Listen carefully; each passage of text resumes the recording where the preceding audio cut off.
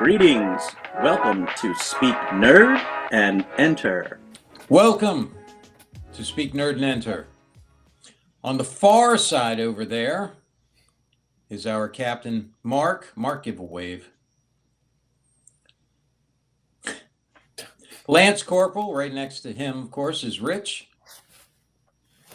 All right. And I, of course, am Sean. And as you all have been waiting for, just back from 1880 Big Whiskey, Wyoming, on a sacred mission to ensure Davy Boy got a drink of water, where he was said to have promised, "Will you give him a drink of water? We ain't going to shoot. You better arm yourself if you're going to decorate your bar with his friend, because he'll take away everything you have and everything you're going to have. But he won't give a giggle when he's seen you have a teensy pecker. He's a professional, after all. The K-Man." Hey. Duck Eye says. Excellent references, sir. Thank You have you. that 1880 Well done. Big Whiskey. Yeah, I knew exactly where we were going. I was like, okay, yeah. You know, I was trying to figure out a way to have him just be the guy who says, "Don't you shoot, you bastards." But there wasn't enough material to work with. So, you know. As long as he's not cutting up no horse. If there was some way to have him say that, and he ain't mangy, ma'am, you know, that would have been great. But It's a hell of a thing being K-Man. yes, it is. In fact, after we're done recording, I may go watch that movie. Fantastic film. You know, I want to see the Japanese version of that. I do. They Oh, did that's the right. They Japanese did it. They did their own version. Yeah. Yes. with Ken Watanabe, or I think it was Ken Watanabe. Did they A really? remake. Yeah. It was, of course, set in samurai Japan, but yeah, they did that. That I does thought sound I was interesting. thinking at first, I was kind of thinking, well, why would they do that? And then I thought, man, why not? We do that to enough movies from around the world. Why not have them do it? And be interesting to see their take on it, But anyway, speaking of Westerns being turned into Japanese fare, I was wondering, have any of you seen Godzilla -1? Yes. It's new on streaming, has just come out, so Hi. hopefully you've seen that. Kelly, I know that's your favorite movie, so you'll have a lot to offer in this. Oh, yeah. Yeah. Tour de force. But what did you think, Rich? What did you think of that? I really enjoyed the movie. I found it to be very well plotted in terms of how it was constructed. As I was telling you guys before we started, I didn't watch it in English. I watched it completely in Japanese, and I didn't need any of the dialogue. It was so tight, the way the movie was put together, that I could actually follow what was going on. Did you understand what sank him to the bottom at the end? Is that? Yeah, that's the thing I wanted to find out. I Could you did tell not. that? Yes, I Because know. that I seemed figured this fairly- would come up. No, I did not understand the I mechanics. read that on the subtitles that came across the bottom. Yes. Well, I couldn't. Exactly what that unlike was. The rest of you, I am. I could tell what it was just by observing it. I knew what Unlike the principles rest of they you- were working with. What is Yeah. this mystery? All right. cast? Do you want to talk over me while I try? I thought, I thought to myself, that's got to be Freon. I know what that is. They're doing that so that he can sink to. It's going to create a bubble of sorts, if you will. Yeah. I knew that just from basic science. I've got cards here that I can sort, and if you guys want to keep talking, it's fine. Do you? You may. This will take about an hour. I know. So in any case, I really enjoyed the film. The effects were spectacular. The only criticism I have of it was the ending, which I assume we're going to talk about. But I felt that it was less dramatic the way they ended it than had they left it alone. Had they not gone back to where they went back to, and I'm trying not to spoil it, but if you guys want me to talk about it, I will. But had they not gone back, ain't nobody gonna be watching this that hasn't seen it. Yeah, so if okay, they so have, had they not brought her back, I found it actually broke my immersion, because I figured she would have been just vaporized and shredded from what happened to her. Even just beside the radiation that they should have both been bombarded with, being that close to self, unless he's like a radiation sink where he kind of sucks it all in. But I figured when he did the atomic explosion about a mile away, that probably would have been the end for them both. But the fact that she was sucked back and just all the debris that would have been flying around her should have turned her a nickel into a for every salad. time I've had that happen. Yeah. I Back do me up. $5. I got to pay extra.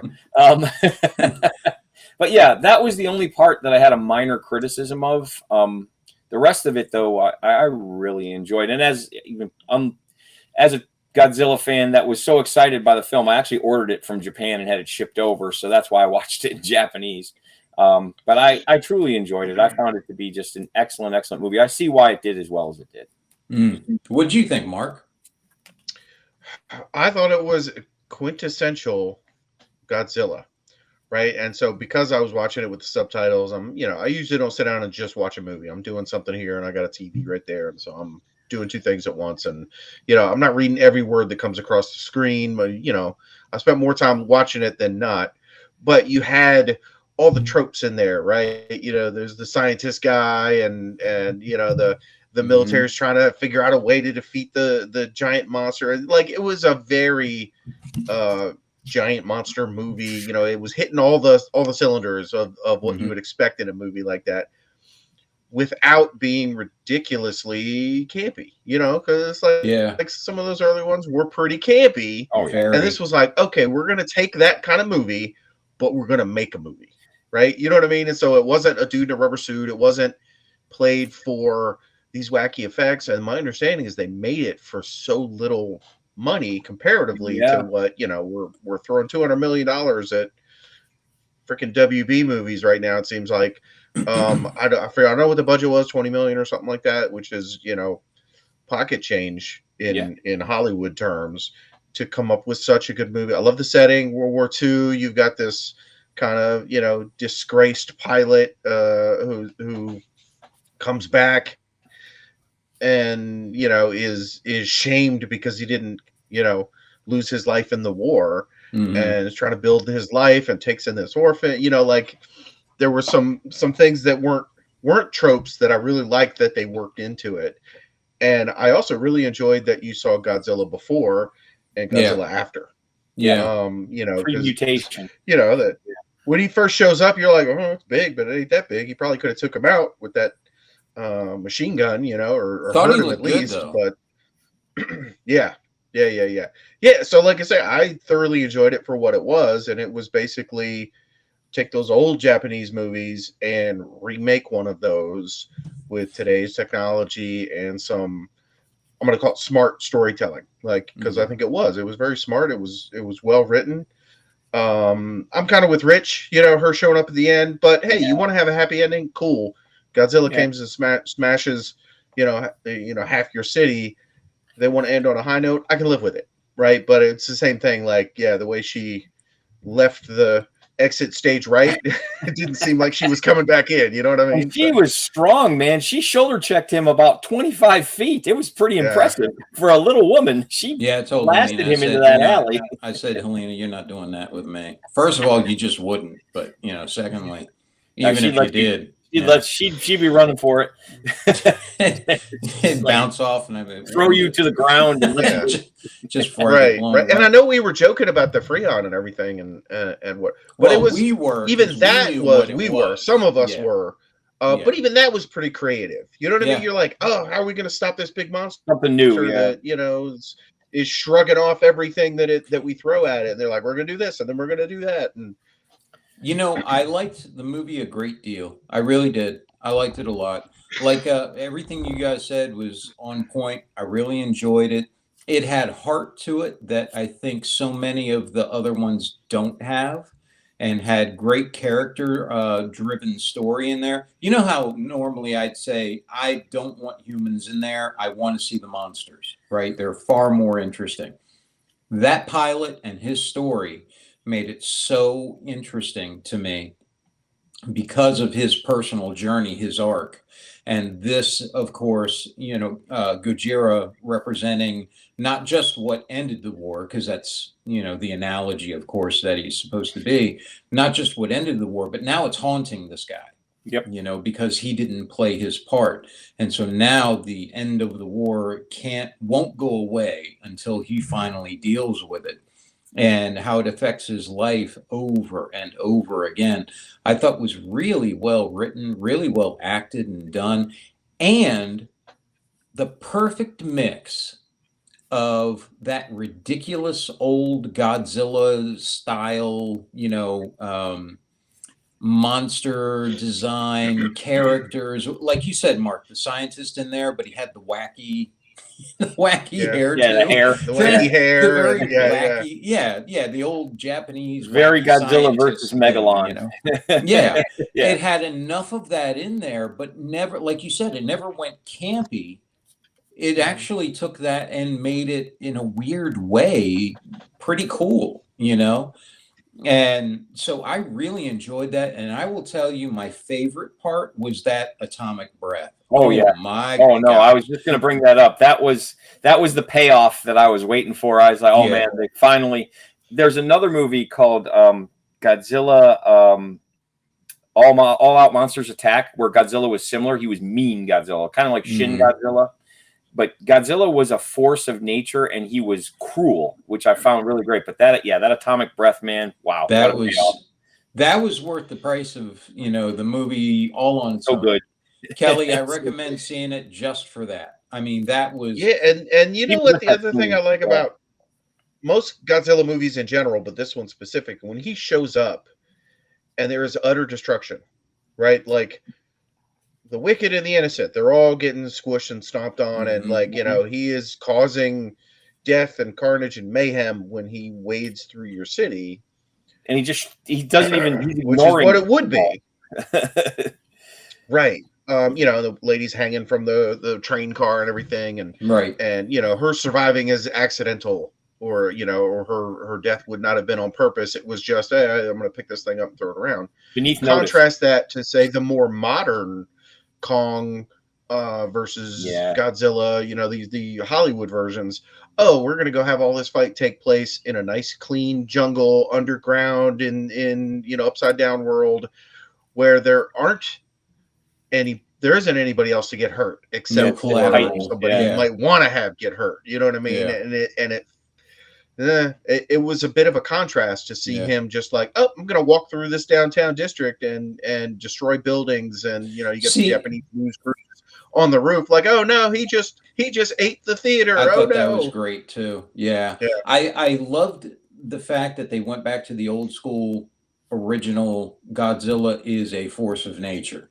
And this is not your hero. He's not here to protect humanity from some other, monsters that showed up and all this crap. He was, he was going to show up, and you better get the hell out of the way. I loved that. I loved just everything about it. I will say the one thing I would change though is not the woman's story arc and ending there. I would change his. His should have been a pure sacrifice. Yeah, instead of the parachute. At the end. Yeah. Right. That would have been a perfect circle for the story. She survived and he doesn't. Yeah. Right, exactly. Yeah. Right. That would have been a perfect, circle for that story. I would have loved that. And it would have hit that. Great. It would have hit that samurai culture, selflessness, all that stuff. You're right about that. Yeah, absolutely. There would have been honor in that, whereas there would not have been honor in the other, and yet he was haunted by not doing it. This would have rectified both of those. Yeah. But in that sacrificial, wholly selfless sacrificial, and they could have had meant something. They could have had the closing shot be the monument to him in the house, as opposed to her parents or her, or it could have just been, and the kid and the woman could have been in front of his sacrifice. Yeah, that would have been very Japanese. That would have been very that would have been awesome, man. But I love the movie. I thought it was really cool. I really like that one. And Kelly, I recommend you see it, if for no other reason than just the scene atomic breath. Oh so my good. God. When that went off, I was like, good Lord. Okay. Yeah. And the build up to it too, with his body, the way his body functions, the build up to it was just, it was unlike anything I had seen in the past. They did it so well. I mean, the stuff they did in the MonsterVerse movies that Mark was talking about, it's very Hollywood and glitzy, and it's cool.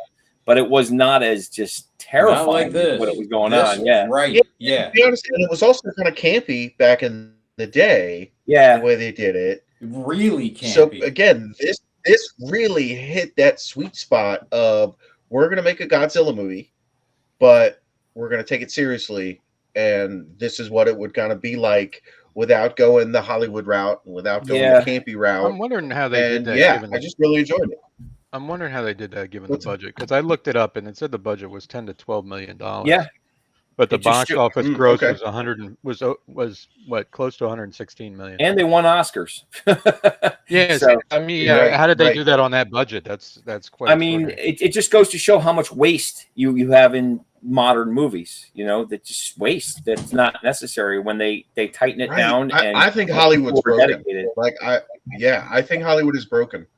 I was watching Project Greenlight the other day, which is, if you're familiar with that, that was a show put on by Ben Affleck and Matt Damon originally. And it Matt was like, Damon. okay, we're going to have this contest and we're going to choose a filmmaker. And here's a filmmaker. We're going to give them $1 million and let them make a movie. So it was a way to bring up new filmmakers, and they filmed a documentary while they were doing it.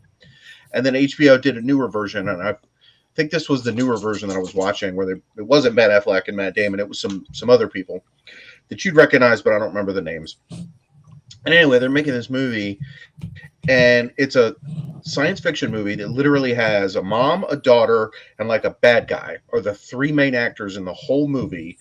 And there's some extras and there's some people running around the background, but characters that have names and speak, three characters.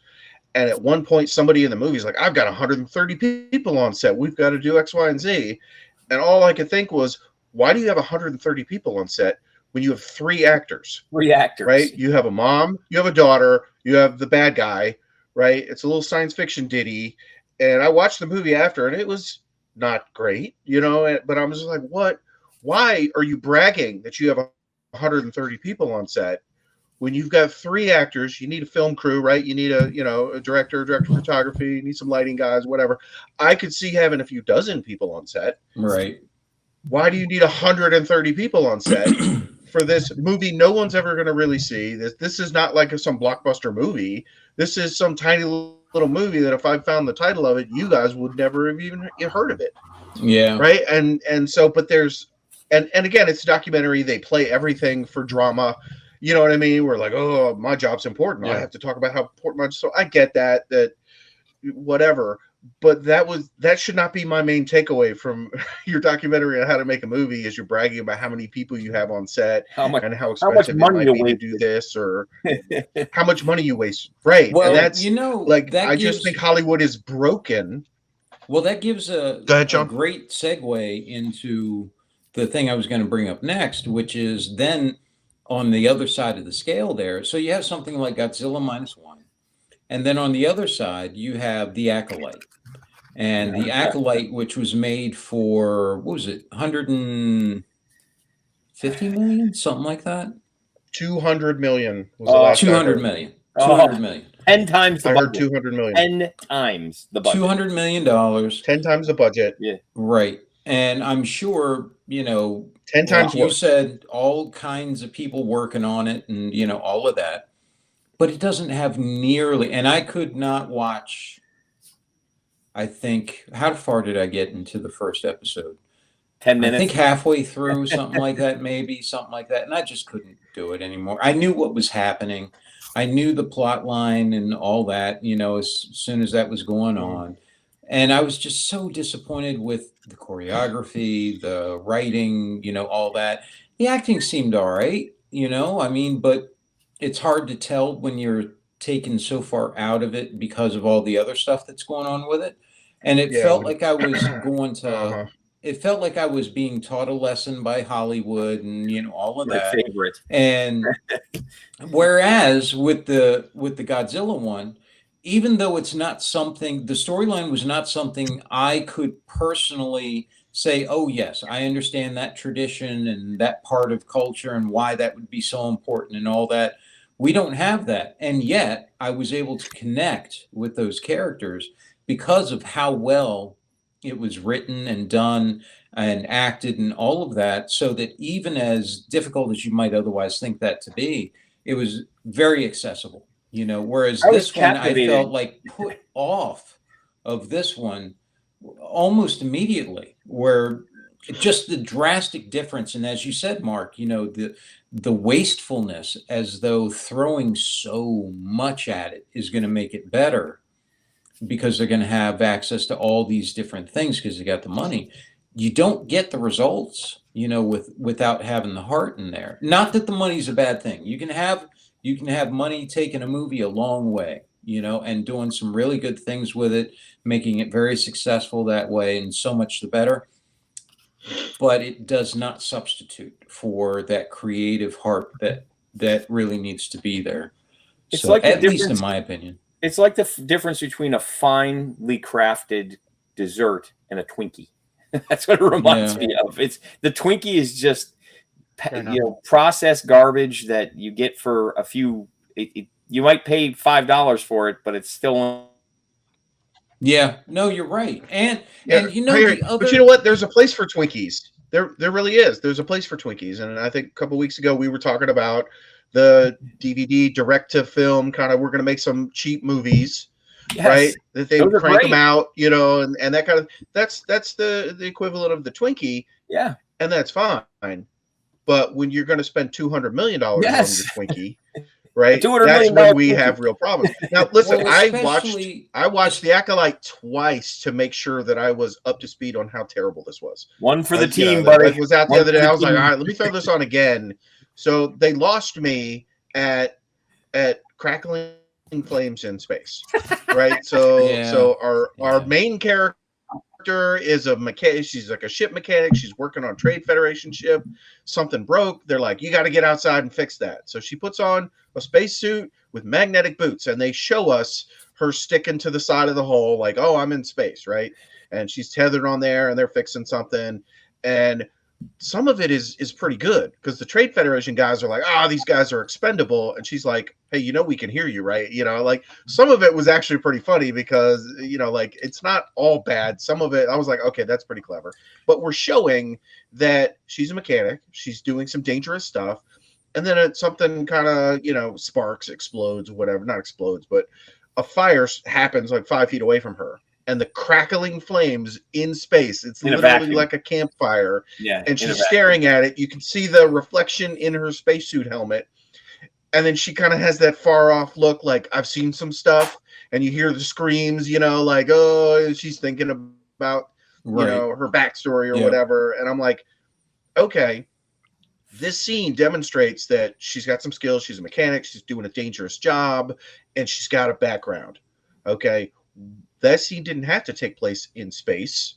She could have been inside in a mechanical section, or you could have put a bubble around it, right, and be like, oh, we're going to do some kind of bubble to where I could think of 100 ways where she needs to stare into the flames and have this flashback, or toss it out the window. She needs to have a flashback somehow, whatever. You know what I mean? Like, there's a couple of ways that could be done, and yet we chose this way, crackling flames in space, that it feels to me like this has to be on purpose. Like there's I don't know what's going on here. This whole series felt like, hey, let's give the theater kids a crack at Star Wars. That's exactly right. That's there's a shot where the one ridiculously good looking young Jedi has his shirt off for no other reason than to be like, look, I'm ridiculously cut and ripped, and we get to show me with my shirt off. And like, I don't recall ever in any other Star Wars movie seeing somebody with their shirt off, like, ever. No. Right? Yeah. Like, I don't want to see why in this show Mark Hamill do we show the really good looking he's a good looking guy, right? And he is jacked, but I'm like, why are we showing him with their, like, Kylo what is Ren. this? Oh yes, Okay, yes, I'll give it to you. Yep. You're Kylo right. Ren, Okay, that's Kylo why. Ren. But I'll say that wasn't necessary. No. That was out of Right, but it, like, that took me out of the moment, especially the second time Right. watching it. Yeah. They walk in on Yeah. him, he's like changing his clothes or whatever. I'm like, okay, and again, in lesser shows, movies, whatever, a lot of times you have a good looking actor, and there's always that, okay, let's show Wolverine with his shirt off, let's show Steve Rogers, muscled up holding a helicopter from taking off. Like, you get those beefcake shots of, let's show the pretty actress or the jacked actor, in their physical prime. What was it, Star-Lord, when he was in jail, and they had him all. What'd you say? I said I get that a lot. Oh yeah. People are always but then scolding him. They figure out now the costumes were pretty good. I really like the evil bad chick's twin. Like, her costume has that very Japanese. It better be for $200 million. Yeah, like I said, that costume looked good. But then they go the planet where the one guy's getting they got the one guy who's like the fake apothecary, and you've got this one like overweight Jedi for no reason, and that's where it felt Jedi. Like theater. You're like, okay, we got to give everybody in the theater troupe body positivity. You're going to be the candle maker. So we're going to give. You'll be the cobbler. Let them, I thought that right, and I was the guard. I was one of the guards in Robin Hood back in elementary school because they needed to give everybody a part in the play. Like, I get it, but I'm just like, who's the mope in the back row? Like, this, this guy doesn't make sense. And then he's literally looking at his binoculars, and then the fat kid's like, "Oh my God, we lost." And you're just like, wow, who wrote this? This was written we like lost a third him. Grader. Well, yeah, we lost him, and I knew from the very beginning when Carrie Ann Moss is supposed to be a master sitting at the table. She comes walking up, and what does she say? Something about, what is it I can do for you, my child? Attack me as hard as you can. My child. Oh, right. And it's come on, man. Well, about who's doing that? Who's writing that? Stop it, And then the fight itself, I felt was not choreographed well. And they have her fighting with little, kind blades that she's supposed to be using against a Jedi Master with a lightsaber. And she kills her. How is that? How is that supposed to happen? That's just the way it is sometimes, Jedi Masters just aren't what they used to be back in the Old Republic. No, well, that is the Old Republic, actually, but so apparently they weren't what they were supposed to be even back then. The whole thing when she comes in and confronts Carrie Ann Moss, the Master Jedi, one of the people she has a beef with, apparently, and says, "I'm here to kill you," or she said, no, she says to her, "What can I do for you, my child?" or something like that.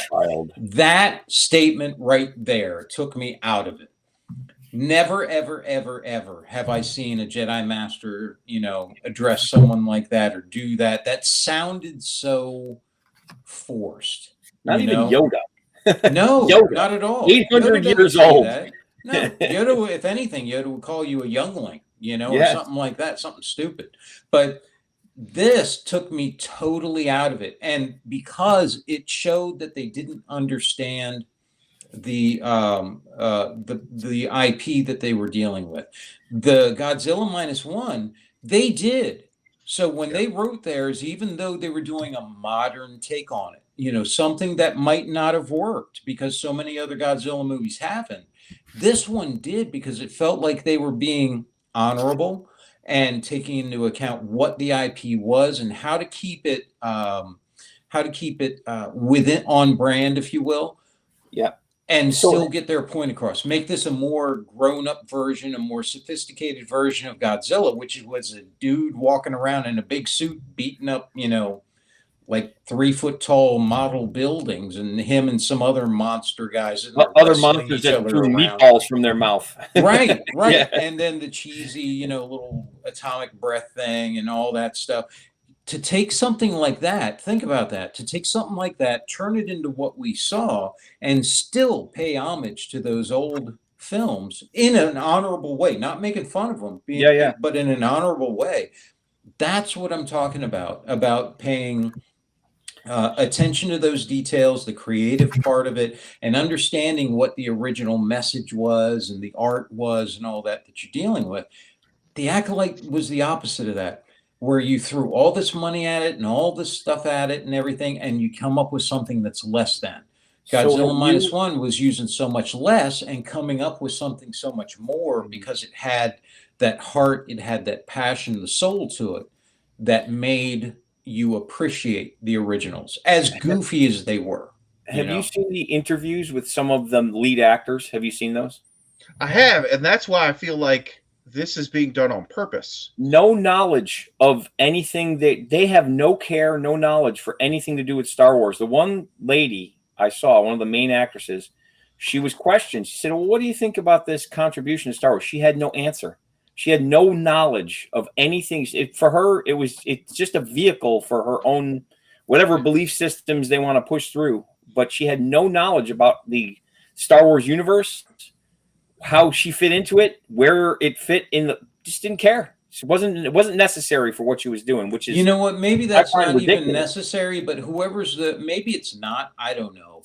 But don't ask me that question. Because I know for a fact, no, what I'm saying is Harrison Ford didn't care about Star Wars either, but he would give a good performance on that stuff in his character because of the creative team and him being professional enough to do his part. Yeah, this didn't have that.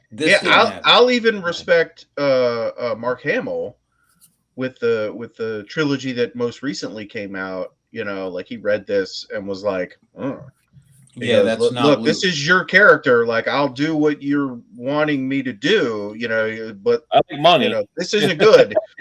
You know what I mean? And I've heard him say something to that effect. He resisted they it. Wasted his character in those movies. And I don't blame him. They wasted Harrison Ford's character, and I don't blame Harrison Ford.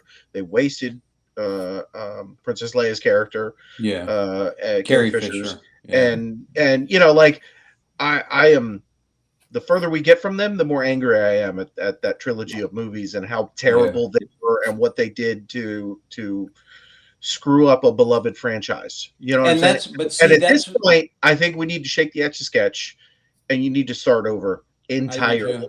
I do too. And I say that again as a stockholder. I for one am just done with the Star Wars genre. I mean, really, after Return of the Jedi, Andor season 2, Return of the Jedi was good. Rogue Andor. One was good. Andor was good. But I'm just largely done. It's all we're in an abusive relationship. I keep wanting them to change. They keep promising. But see, here's the thing: the actors come out and give these interviews that basically shit all over the property or whatever, and you're just like, okay, like I refuse to believe that Disney doesn't have a handle on this, which is why I think they know what they're doing. They know what they're doing, and if what you're trying to do is drive out the old school fans, mission accomplished. And you think you're going to bring in all the theater kids to replacements, now be Star Wars fans. No. Like someone's got to disconnect, or they're living in a bubble. I mean, it's a bunch. I agree with you, Mark. I think it's a bunch of theater kids who are happy to be part of a thing, without really, as Rich pointed out, knowledge of the thing. And really, at the end of the day, everybody's just abandoned the idea of storytelling. Whether or not you agree with sort of where Star Wars was back in the day, or you think folks like us have no place in the market of Star Wars, and hey, so be it. But you know what? At the end of the day, you're still telling a shitty story. And that just is what it is. Yeah, I agree with you, Kelly. If it had been a strong story, and there are examples of that, and this is, Andor as an example of that, Rogue One, of course, same person, same creator, but there are examples of this. The Old Republic stuff. The Old Republic stuff was really amazing, Really good. So it's not like they didn't have a template of how to do these things. Well, they've had 30 years of comic books and novels stuff. Too. Most of which they just threw out the window. I'm just and saying then threw them away. Medium, for the visual medium, they've definitely had some stuff that they could work with that's been outside the main canon stories. Right. And then to have the nail just driven into, that coffin with when I saw that Godzilla Minus Zero, and I was like, what the hell, man? Here's these people on a shoestring doing such an honorable job for the IP. Yep. And as ridiculous as that IP was in the beginning and all that, to do such a service to that IP and then look at something as beloved as Star Wars that had so much potential and Yeah. so much and so many examples to follow and just squander it. You know, I mean, and I've said this before. How do you screw up Star Wars? Right, coming into this, when Disney purchased Star Wars, because okay, Star Wars, the original trilogy, great. We grew up on that, right? It's got a couple of warts, but we overlooked them because it was Star Wars, right? Awesome. And then they make the prequels, and we're like, Lucas, you went a little too far. Jar Jar Binks, come on, man. Yeah. Right.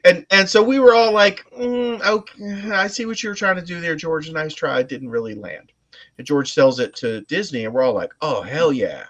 This is going to be great. We're going to get so much Star Wars. This is going to be awesome.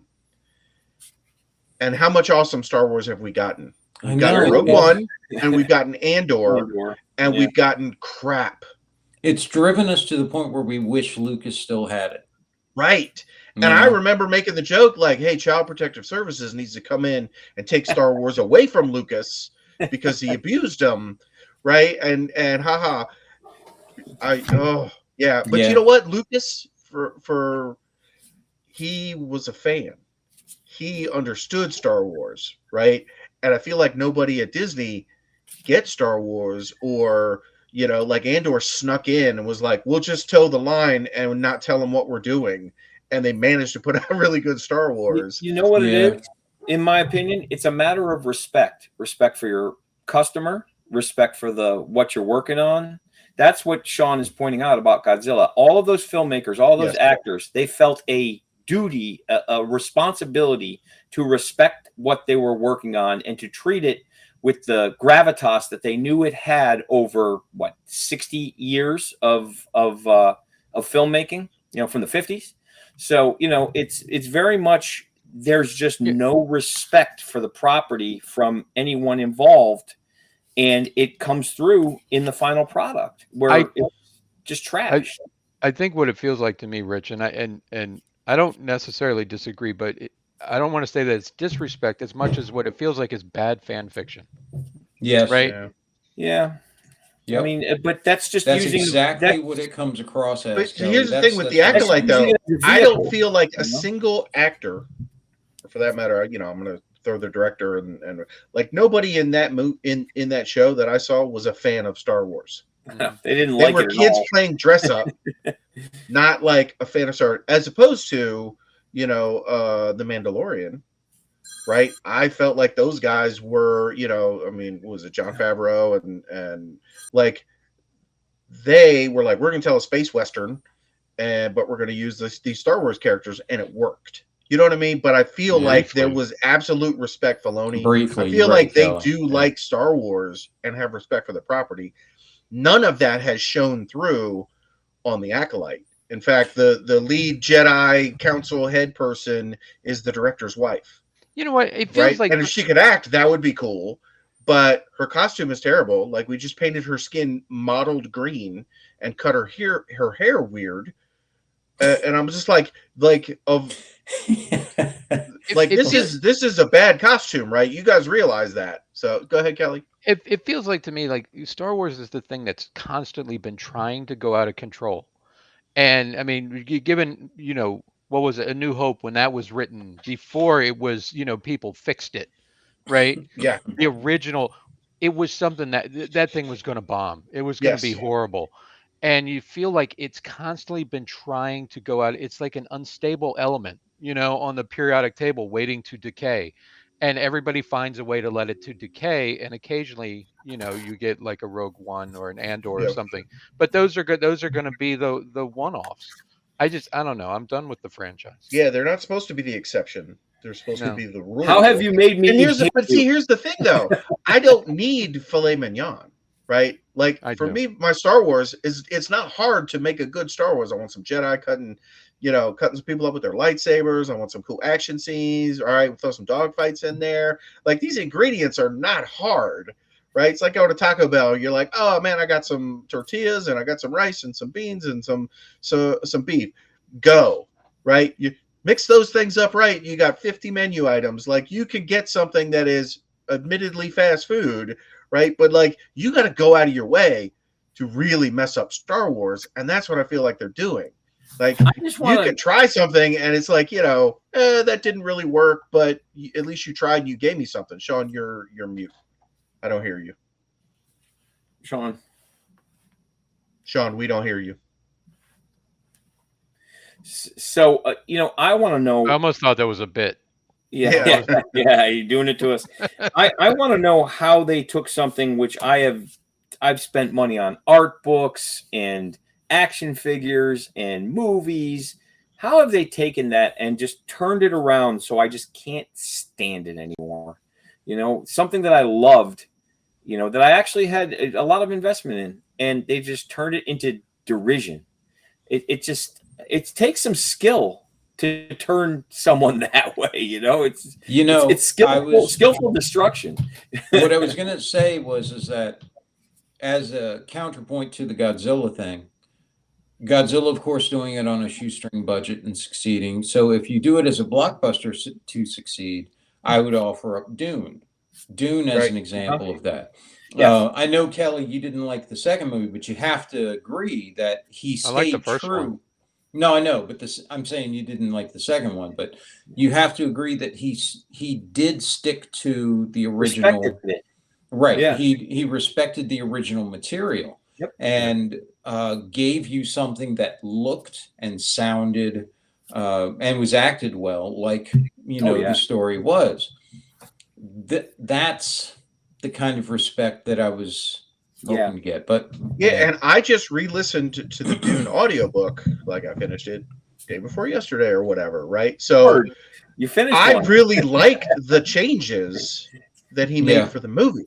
You know what I mean? Like, because I'm listening to the book and I read it years ago and whatever, so like I've read it, but if it's been a few years, you're going back into it and I'm like comparing the movie in my head to what's been written, and like I understand a lot of the changes and I'm like, oh, okay, those made sense. Like, okay, I see where he's going with this, and this character's not even in it, or this person's not born yet, and like there was a lot going on. And I'm like, but it worked. You know what I mean? Because a novel does not automatically translate to a movie. Right. There are two different forms of storytelling. And in a novel, you can get inside someone's head. You understand all their motivations, everything they're thinking, all of this intricate plot stuff. In a movie, you don't have any of that. It's show, don't tell. And so, again, that made the Dune movies in my book even better. Yeah. Right. Knowing what he did and what he was working from and kind of working all that stuff in, great job. But he's got that passion. Same thing. Lord of the Rings, they have that passion of we respect this source material. Just respect. Yeah. Right. Which brings me back to Warhammer 40K and the Amazon thing. The latest is like, oh, we're still writing some stuff. We're putting it on hold. And I think and this is good. I'm of the opinion that them putting the brakes on it now because of this massive backlash is better than them moving forward, because I don't feel like Amazon has the respect. They're like, our writers are working on it. Well, great. Why aren't your writers Dan Abnett? Yeah. So why aren't your writers, some of these other people who wrote, we've got some amazing writers who are steeped in the 40K lore. Why are we giving it to your cousin in Hollywood who's a scriptwriter?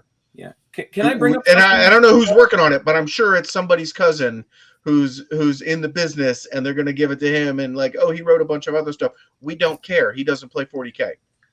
Yeah, I'm going to say it. I watch a ton of other creators talk about, basically what we're doing. And I have to say about that Amazon series, there is a group of drama llamas who are out there just fomenting these. It's coming from one or two people who foment these rumors based on unsourced, anonymous sources within Amazon, who could be some dude packing boxes.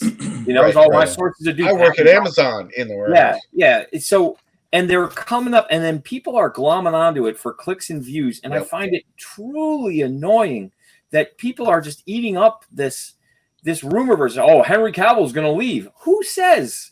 Right. Yeah. Where's the source? And there's never a source. Right. Never a source. Yeah. It's always an unsourced Amazon. Oh, my contact at Amazon. What is your contacted Amazon working HR. I mean, Yeah, I've seen that I stuff find too. I find it, but it's getting huge press, and That's because well, if anything, it's drama. Yeah. If anything that you can take away from that is that even if the rumors are untrue, the amount of attention the rumors get shows just how animated I don't people are. look. I don't put it past. I don't put it past the studio sometimes to plant the rumors. Oh yeah, right. You got voice pieces that try to guide a thing. Yeah, bad press is press. Mark, I wanted to ask you, by the way, what did you now that you and I have seen it and we're the ones who really matter, what did you think of Furiosa? Okay, saw that twice too, just to be prepared for this conversation. Oh, on the whole, I enjoyed it. You sounded It was like a good Jabba time. the Hutt there. On the Rich. whole. I enjoyed it. It was a good time. Okay, did it live up to the original? Of course not. Right. So the original was, man, that was an amazing movie. Right. And so them wanting to do a prequel, I don't know why it did so poorly at the theater. Right. Apparently it didn't do as well as they'd hoped. Right. I had no issues with a Furiosa movie. I had no issues with Anna Taylor-Joy as a younger Furiosa. I was like, oh, I'm down. I'm here for it. Like when the announcement hit, I was like, sign me up. I'm ready. And I still feel that way. I think it was a good outing. I felt like the CGI didn't mesh as well as it did in the first one. The CGI in the first one was very like pretty behind the scenes. You just felt like they murdered a bunch of stuntmen in that movie. In this one, you're like, yep, there's some CGI going on, right?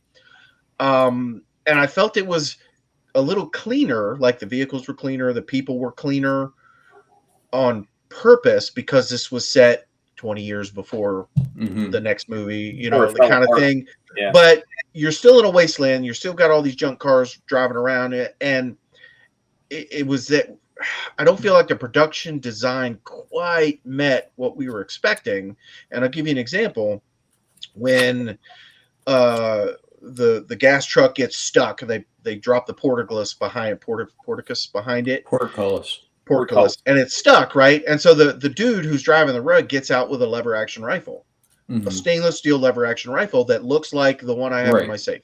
Right. It looks brand new, and I'm like, it didn't really fit that wasteland scenario. Whereas in the original, when they have that, I think it's an SKS or something, that one rifle that they got like 7 bullets for, they're showing the scarcity, and that rifle looks beat up, like it's been through some things.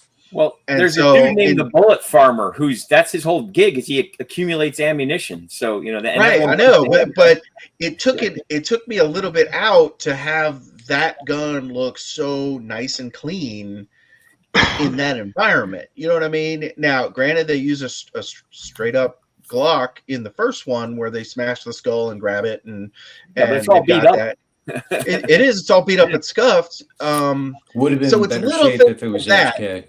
And even Chris Hemsworth's character, the bad dude, is wearing like a white parachute at one point. Immortan Joe. No. Oh, no, Dementis. Dementis. Oh, right. Okay. But they go out of the way to show him wearing white. Right. In a wasteland. And so some of these color decisions and choices took me out of it a little bit. Like if you're going to go, hey, this is earlier and it's not as desperate times as in Fury Road, cool, then sell it better. See, does that make sense? I liked the movie a lot. I really did. I liked that a lot. And I was wondering if Mark and I were going to end up on opposite ends of that spectrum because we're on opposite ends on so much other stuff. But this one I liked a lot. None of that stuff bothered me, but I'll tell you why. Is because when I saw this movie, I felt like I was being told a tale, like I was being told a story, rather than watching. In Fury Road, it was like, okay, I'm watching what's going on. Like, you're a passenger in the truck, right? Right. I'm exactly. Exactly. That one was a documentary. This one was some dude telling me a story about, have you heard the tale of Furiosa and how she, that kind of thing. And so as they're going through the story, I felt like each of those things when they happened, I was like, oh, okay, I get that. kind of to say this may have been glossed or changed a bit, or how is he doing that, and then and then I thought to myself, oh, wait a minute, somebody's telling me this story, so I can understand why this is. I won't bring up specific things, but like Dementis when he saves Furiosa at one point, and I was looking at that and thinking, that's weird. And then I remembered, oh wait, yeah, this is the tale being told, kind of like at the end. Some folks say, and this happened or that happened, but then I heard this from her myself, that kind of stuff. So none of that stuff bothered me. I liked it very much, especially when you think about like Dementis and that white cape when he shows up as white. But as you go through the movie, it gets dirtier and dirtier and changes color until it's red, And so there were things in there like that I saw made me think exactly of, being told a story. So that stuff didn't bother me. I liked that movie a lot. I really did. I enjoyed it. Like it was good. I was saying the comparisons between Fury Road, which was darn near perfect, see those, and this one was like little things. But those I see as apples and oranges, two different things. This one that's why this one had chapters. Fury Road was just beginning. You're going until the end, and that's it, right? This one was chapters in her life. And so it never struck me as the same thing. This came across to me like a whole different story. I never ended up comparing the two that way. And I will say, do you have an opinion on why you think it didn't do as well as I would have hoped? Yeah, I do. But let me say just real quick before then, I would really be interested in Kelly's opinion on that movie. I really would. And I loved Chris Hemsworth in that movie. As Dementis, he was great. I loved his character in there. He was really good. And I love how Miller does not give you any clean catharsis. That was good. Now my apologies. What was your question on that? Did I have why do you think it didn't perform well at the theater? Oh, yeah. Because I think the knee-jerk reaction from most people was girl boss. And, Mary Sue girl boss, and this is Miller selling out and all that stuff. And I never believed that. I never thought, well, Miller's gonna sell out. That never occurred to me that he would do that. Think of Mad Max Beyond Thunderdome. Tina Turner was not the main character, but one of the main characters in that movie, and a strong female lead who was running the town. Well, we know who was running the town, Master Blaster. But she was one of the primary antagonists, and so he's got a history of having strong female leads and well thought out storylines and arcs and all that in his stories that way. So I never thought of it like that, but I think everybody else did, especially because that's the knee-jerk reaction to so much other stuff that's been going on. I'm not saying right or wrong. Some of them I think were right, some of them I think were wrong, but that's the knee-jerk reaction. Oh, female on the poster and it says Mad Max on there, that's just an insult. First of all, it's not Mad Max Furiosa, it's Furiosa, a Mad Max saga. If you're marketing the story, how else are you going to tell people what universe it's in? Like Rogue One, this is a Star Wars saga. Star Wars, yeah. That's the same thing. So it's not disrespectful, it's telling you the setting. And it was a character who's definitively earned what she got. It's not Rey, who showed up and inexplicably she's able to do everything, beat up Kylo Ren, never picked up a lightsaber and all that. She earned everything she got, and she lost as much as she won, and maybe a bit more. Yeah. Mm-hmm. And there was a feeling of grit that she had suffered. She had suffered and gone through this and worked to it, and to be able to do that and had all the scars that go along with it, all the losses and everything she was going to carry with her and all of that. I just thought that was so well done that way. But how are you going to know that if you don't go see it? And one of the most interesting things was I've seen a number of people talking about it, of course, and before they saw the movie, they would do a lot of that girl boss talk. And oddly enough, a number of them were women who would do that. And then they would see the movie, and then they'd come back on and say, yeah, she's not a girl boss because she had to do this and did this and all that stuff.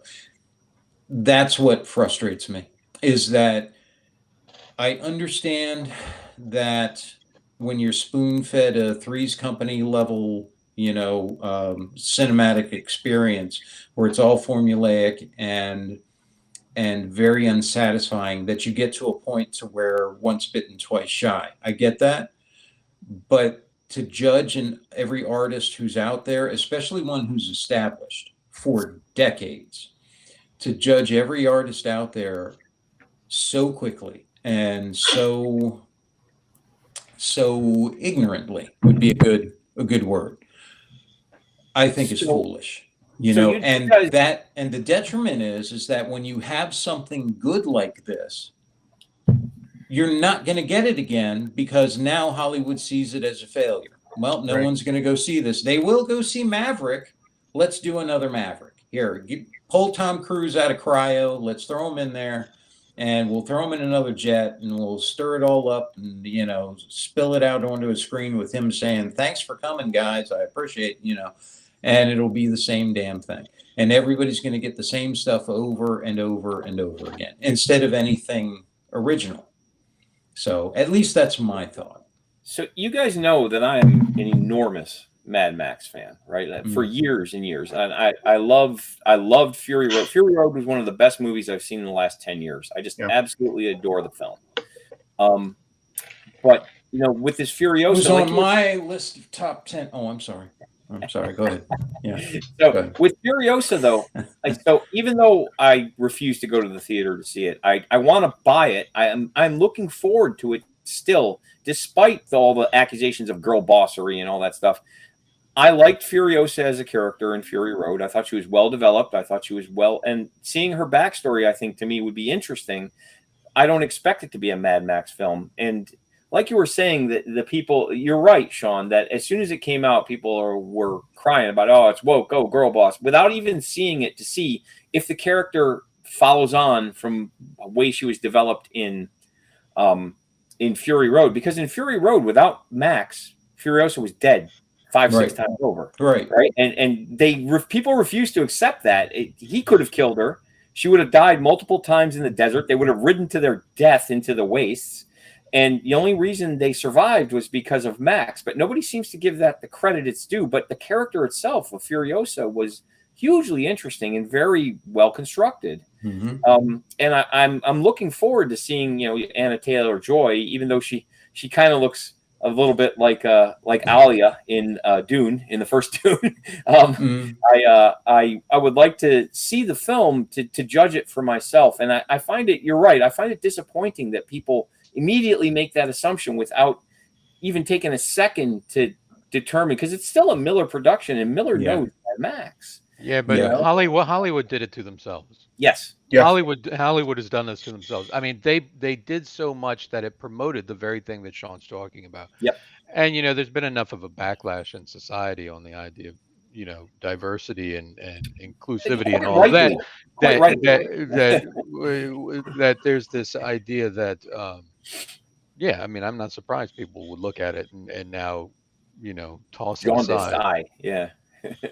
And it's a shame, man. It pisses me off because I see the future, and the future is someone like Miller coming up with a really cool idea that they want to get done, and Hollywood saying, nope. Well, that was the next thing. After this movie was supposed to be another Mad Max. They're going to remake Mad Max, and that's not going to happen now. It's probably not going to happen, which is a crying shame. Unless they go to Japan and they get those guys to make it for a tenth of the budget. Yeah, for a tenth of the budget. It would be pretty good, yeah. Well, I guess I have two thoughts on all of this. Number one is I think Hollywood's broken. The budgets are ridiculous, right? And I heard Matt Damon was on that. What's that Hot Ones where they're eating the really hot wings? Yeah. And they interviewed him, and it was this little clip of like, hey, man, you guys were making all these types of movies during the 90s. What's up now? And he made what I thought was a very cogent point where he's like, look, man, we made Good Will Hunting, and we made these other ones in the 90s. The movie comes out, and then a couple months later, the DVD comes out, and it's almost like releasing the movie again because you get this big jump in sales when the DVD gets released. Now with streaming, that doesn't happen, right? And so you pretty much have to make all your money at the movie's release. Yeah. And if it's $100 million movie, as an example, typically you're spending $50 to $100 million in print and advertising, right, to get the word out and let everybody know. And so, like your $100 million movie, now you have to make $200 million to get to zero before you start making money. Yeah. And I'm like, that makes a lot of sense, right? And so the way to fix that, in my opinion, my amateur opinion, is number one, we got to stop spending $100 million on everything that comes out. Some movies are expensive. I get it, right? If you want to tell certain movies they're going to be expensive, cool. And there's a place for those. But every crappy movie doesn't have to be $100 million, right? You know what I mean? Especially with today's technology. Like there's so much that you can do. What, Rich? Did you see the promotional campaign for Godzilla -1 in Japan? 30-second spots, super just quick jump cuts. One guy voicing the same guy who always voices over all the Japanese movies that come out, voicing it over, and that was it. That was the promotional material, and it couldn't have been. Well, here's the thing. I'm going to take aim at the legacy Hollywood $50 million print and advertising for a movie. Why? We have the internet now. Yeah. Yeah. Right. Why are we spending $50 million for magazine covers and billboards and again, I'm not in the business, right? So probably some movie that comes out that doesn't have all that does $50 on opening weekend. I get it. Yeah. I could be completely wrong, but hey, man, the way we did it in the 70s and the 80s and the 90s. Yeah. Why does that? The way we're doing it in 2024. The towering movies can be made differently. Movies can be made more efficiently, as Godzilla -1 demonstrates, right? You're telling a Hollywood level production set in a different time period, right? It's not like you just go out on the street and here's some cars that are, circa 1947 or whatever, you know what I mean? So so they told a science fiction period piece, basically, not science fiction, but a period piece for $10-12 million, and the print and advertising was not $50 million. Like we're watching it because it came out on Netflix. So I think streaming needs to figure out, okay, how are we paying these movie producers? Hollywood accounting is legendary for being like stupid. Yeah. So I get that, but I mean, if we don't have a DVD release and that has been replaced with a streaming release, how are we compensating people that make movies? Because if we don't, they're not going to make movies. But the flip side is you guys need to be more frugal in your movie making. And that might mean throw some technology at it, or, like you could tell good stories without, let's fly through the tail end of the universe and film in Kenya. Yeah, exactly. Yeah. Ron Perlman, we are standing strong with his gargantuan Neanderthal head. And, they're whining about their compensation.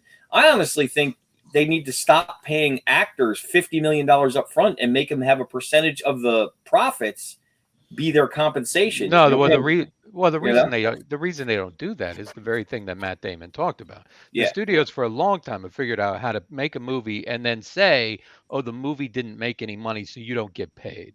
Right? So the studios have done this to themselves. The unions have done this to themselves. I mean, we are in a place where, Mark, the best thing you've said all day is Hollywood's broken. It is. You can't fix that system. We need, and if the system's going to stop putting out good stuff, or if the good stuff is panning for gold, right? We have a ton of dirt for that one little nugget of gold. Yeah. And I don't have the roulette money to feed into the movie theater system to hope that good one comes out. We all know that Rotten Tomatoes is bought and sold, right? Nobody listens to Rotten Tomatoes at all. Maybe the audience score. You know what I mean? 26% audience, 94% critic. Okay, sure. Right. So, exactly. And then we can't escape that we have shareholders, people who own Disney, like Sean, who expect a return on their investment. Sean and Black You Rock. know. That investment's going Yeah. south quick, buddy. You see Sean on the shareholder Amusement meeting. park's doing good. Yeah. No, it's not. No, did you No, see the but- latest? No, did you No. see the latest? Their June attendance numbers are below May, which has never happened in history. Yeah, but the income is still good. I don't care how many show up. I just care how much much they're it getting off costs of them. those Numbers funnel are being cakes. manipulated a little. Funnel cake profits are amazing. So Yeah, so much profit on that. Yeah, like I say, there's a lot of change. And again, let's go back to the record industry when Napster came out and MP3s and all of that, right? Because that's kind of what we're looking at here. The music industry had to change to deal with what was happening in technology, and people didn't want to spend, $10-20 on an album to get 2 good songs. Now they just want the 2 good songs. yeah, Right. Fast forward to today, literally a nobody artist with some laptop in their basement can put out a hit song that goes viral, whatever, because it ended up on TikTok or it ended up just doing whatever. We've seen multiple instances of people bypassing the traditional distribution system. Yep. and kind of finding their audience, which is what all this technology is really all about. It's about finding your audience, right? And so if Hollywood's broken, artists, whether they be filmmakers, songwriters, novelists, whatever, have other means to go find their audience. And I think we're in the downward trend of Hollywood, as this is where we get movies from.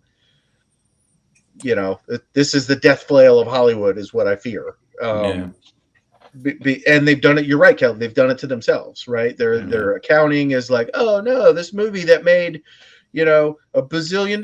Oh, sorry, didn't make any money because of our fancy accounting. We were going to pay. Here's your royalty check of $1.79 for making Forrest Gump or whatever, right? You're like, wait a second. Yeah.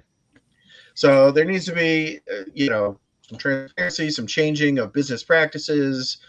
I don't know. I don't know exactly what the answer is, because I love movies and I want people to keep making movies. But I feel like the more often than not, the Hollywood system is getting in the way of telling good stories, because it's all like, oh, do you have a woman in there? Oh, is there a black woman? Is there a Jewish woman? Is there a, this, that, the other, which is getting in the way of telling a good story. Sometimes, right? There's, aliens wouldn't be aliens without a woman in it, right? Oh. And so there's a room for that's a girl boss done right, in my opinion. Is not in Aliens. Not in Aliens. Aliens was awful. Aliens was amazing. You shut your filthy mouth. Awful. No, Aliens, as a matter of fact, was the beginning of all this nonsense that we're talking about. Yep, you shut your heretical mouth. Kelly agrees with me. I do not. Yeah, you do. Nobody you hate agrees aliens. No, I love All of aliens. my friends who listen to this podcast are like, John's so dumb. I love the second Aliens. I saw that movie about 40 times in the theater in the summer of '86, I believe. Yeah. Alien was better. I'll give you that. Alien was a different film. It was a different film. It was horror versus action. Alien. But I will concede that in both cases we had Ripley as a bit of a girl boss who didn't start out that way, right? You know what I mean? She's just like, oh, God damn it, I got to handle this because you guys are messing everything up. Alien, in the first one, Ripley was amazing. In the first one, she was amazing. In the second one, she was fan fiction. Do you want to know? In the third one, she was amazing again. I did like the third movie. Unlike many people, I liked it very much. I did too. Yeah. That was the prison one, right? Charles Dutton's performance was for the ages. Excellent performance, Charles Dutton. But people didn't like the third one because she died. Yeah. And they really didn't like it because of that. Everything else about it. And they killed off Hicks and Newt off screen before the movie even happened. But that's what I thought was so good about it. Yeah. Was that it was kind of like Game of Thrones that way. Mm-hmm. In that it was, we're not going to give you what you think you want. We're going to give you something that you need. The proper subversion of expectation. The properly done. It was a challenging. It was a challenging story, and they wanted another Aliens. Just they didn't care. Just give me more aliens. Make her Tom Cruise, and put her anywhere you want, and she just kills all the aliens. She comes back again and again every day Kick ass. and does it until she wins, all that crap. With no cost, no nothing. Don't want that stuff. She Everything sacrifices really herself at the end. Someone at the end of the movie has to call her mommy. Mommy. Her daughter's still and then alive everybody somehow. feels great because she did that. And, so that movie sucked. Do you know? Do you know a piece of trivia about the original Alien movie regarding Sigourney Weaver? How much money they had to spend on her and why? You know this piece of trivia? No, I know it was her first movie. Yeah, Sigourney Weaver refused to shave herself for her underwear scenes, and they spent a fortune airbrushing out the things they needed to airbrush out. Oh, wow. Apparently, they had to do it on every cell of the film. They had to airbrush it out. I actually had the same rider in my outings to Hollywood. I'm all natural, which is probably why I was never in any movies. Because Mr. B Natural. It would have cost over $1 billion to get all of that out. I actually heard that on a commentary. He's got hair. Wait. He's got hair on the console again. You'll take it and you'll like it. It's excellent. Everywhere. And now let's talk about Gentlemen Broncos. So, all right. Anyway, all right, boys. Well, thank you very much. Good discussion. Thank you very much for that. Very good job, guys.